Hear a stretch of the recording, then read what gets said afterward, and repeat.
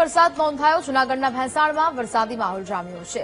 રાણપુરા, મેદપરા અને હળમળતિયા સહિતના ગામોમાં વરસાદ થયો, જ્યાં વાવણીલાયક વરસાદથી ખેડૂતોમાં પણ ખુશીનો માહોલ જોવા મળી રહ્યો છે। તો જે પ્રકારે હવે વિવિધ જિલ્લાઓમાં વરસાદી વાતાવરણ જોવા મળી રહ્યું છે, સાથે હવે જૂનાગઢ જિલ્લામાં પણ સાર્વત્રિક વરસાદ નોંધાયો છે।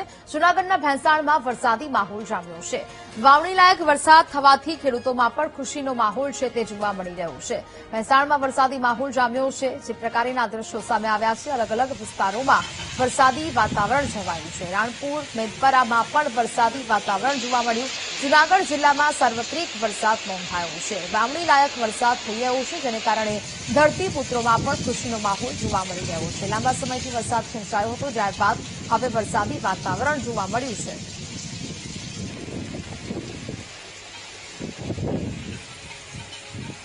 તો વાવણી લાયક વરસાદ થઈ રહ્યો છે, જેને કારણે ખેડૂતોમાં ખુશીનો માહોલ છે।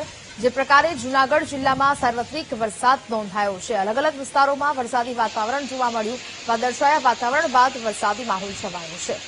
સંવાદદાતા જય ફોન લાઈન પર જોડાયા છે। જય, જૂનાગઢના ભેંસાણમાં વરસાદી માહોલ જામ્યો છે, શું સ્થિતિ?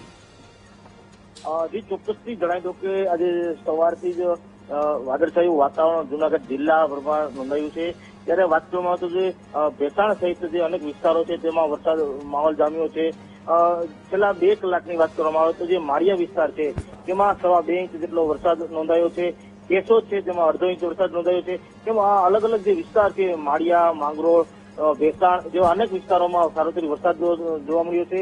હાલ તો જે વરસાદી માહોલ જે નોંધાયો છે તેને લઈ ખેડૂતોમાં ખુશીનો માહોલ છવાયો છે, કેમ કે છેલ્લા ઘણા સમયથી આ વરસાદની રાહ જોઈને ખેડૂતો બેઠા હતા અને આવતીકાલથી આ વાવણી થાય તેવી પણ શક્યતા જોવા મળી છે। જી બિલકુલ, જાણકારી બદલ આભાર।